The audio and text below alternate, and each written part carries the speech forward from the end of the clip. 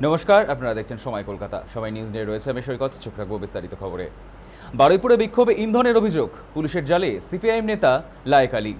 বারুইপুরে সূর্যপুরে নাবালিকার ধর্ষণ খুনের পর অশান্তির ঘটনায় গ্রেপ্তার সিপিআইএম নেতা লায়েক আলী। রবিবার রাতে বারুইপুরের খোদার বাজার এলাকা থেকে গ্রেপ্তার করা হয় তাকে। উস্কানি, ভাঙচুর, রাস্তা অবরোধ ও পুলিশের হামলার অভিযোগে পদক্ষেপ পুলিশের।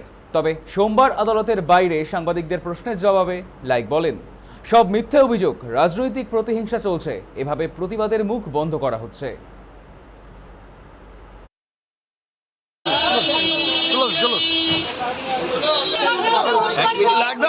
তোমার নামে উস্কানিমূলক মন্তব্য, উস্কানি দিয়েছিলেন, আপনার নামে একটা উস্কানির অভিযোগ, গ্রেপ্তার। উস্কানির অভিযোগ, মিথ্যা অভিযোগ, রাজনৈতিক প্রতিহিংসা করা হচ্ছে। আপনি কি উস্কানি দিয়েছিলেন? করা হচ্ছে, আপনি উস্কানি দিয়েছিলেন? মিথ্যা, সম্পূর্ণ মিথ্যা অভিযোগ। বারুইপুরে বিক্ষোভে ইন্ধনের অভিযোগ, পুলিশের জালে সিপিআইএম নেতা লায়েক আলী। বারুইপুরের সূর্যপুরে নাবালিকা ধর্ষণ খুনের ঘটনায়, অশান্তির ঘটনায় গ্রেপ্তার সিপিআইএম নেতা লায়েক আলী। আমরা এই বিষয়ে বিস্তারিত জানবো। আমাদের সঙ্গে রয়েছে আমাদের টেলিফোনে আমাদের প্রতিনিধি জাহেদ মিস্ত্রি। জাহেদ, এবার এই সূর্যপুরের ঘটনায় এবার সিপিআইএম নেতা গ্রেপ্তার, ঠিক কি ঘটেছে, কি জানতে পারছো?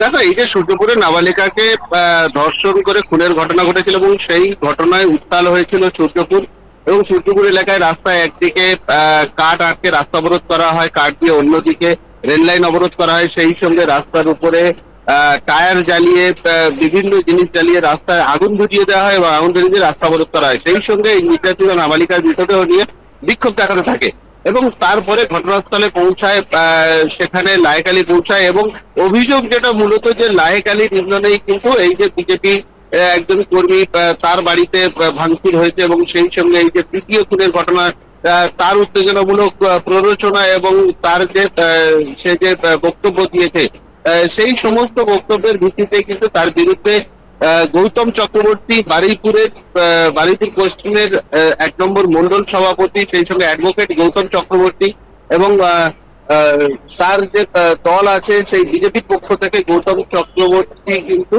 বারুইপুর থানায় একটি লিখিত অভিযোগ দায়ের করে এবং সেই লিখিত অভিযোগের ভিত্তিতেই প্রশাসন নড়ে চড়ে বসে এবং সেই সঙ্গে মুখ্যমন্ত্রী গতদিনে এসে কিন্তু বলে গেছে যে এই ঘটনার পেছনে যে রাজনৈতিক নেতৃত্ব থাকুক না কেন, প্ররোচনামূলক বক্তব্য এবং ইন্ধন যোগানো, এই যে ঘটনা, সেই ঘটনায় উত্তেজনা ছড়ানো, ইন্ধন যোগানো, এই সমস্ত ঘটনার পেছনে যে বা যারা জড়িত আছে তাদের কাউকেও কিন্তু ছাড়া হবে না, সে যে রাজনৈতিক দলের নেতা হোক না কেন।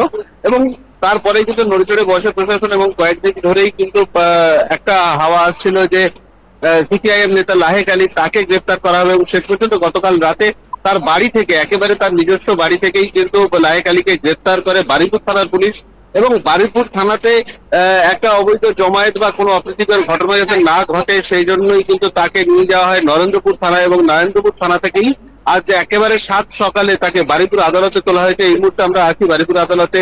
লায়েক আলীকে বারুইপুর আদালতে নিয়ে আসা হয়েছে এবং পুলিশের তরফ থেকে তাকে পুলিশি হেফাজতে নেওয়া হবে নাকি জিজ্ঞাসাবাদের জন্য, নাকি না তাকে জেলে পাঠানো হবে, এই বিষয়টা কিন্তু এখনো পর্যন্ত পুরোপুরি পরিষ্কার নয়। তবে ঘটনার তদন্ত করছে এবং আমরাও নজর রেখেছি যে মহামান্য আদালতের কাছে বারুইপুর পুলিশের পক্ষ থেকে কি আবেদন করা হয় সেদিকে কিন্তু আমরা নজর রেখেছি। ধন্যবাদ। যদিও তোমাকে আরেকটু বলে রাখি যে যদিও এই ঘটনার পেছনে যে লায়েক আলী, তাকে জিজ্ঞাসা করা হলে সে এই ঘটনা অস্বীকার করে, সে কোনো রকম এই যে অভিযোগ সেই সমস্ত অভিযোগ মিথ্যা অভিযোগ এবং রাজনৈতিক উদ্দেশ্য প্রণোদিত ভাবেই কিন্তু তাকে, তার বিরুদ্ধে অ্যাকশন নেওয়া হচ্ছে বা তাকে ফাঁসানো হচ্ছে বলে কিন্তু সে জানিয়েছে। সেই কথা। ধন্যবাদ জাহেদ। এবার পুলিশের জালে সিপিআইএম নেতা লায়েক আলী। বারুইপুরে সূর্যপুরে নাবালিকা ধর্ষণ খুনের পর অশান্তির ঘটনায় গ্রেপ্তার সিপিআইএম নেতা লায়েক আলী। রবিবার রাতে বারুইপুরের খোদার বাজার এলাকা থেকে তাকে গ্রেপ্তার করে পুলিশ।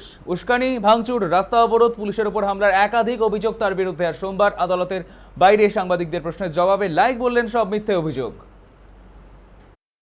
দেখো, এই মুহূর্তে তাকে আপনার নামে একটা উস্কানির অভিযোগ, গ্রেপ্তার। উস্কানির অভিযোগ, মিথ্যা অভিযোগ। চলো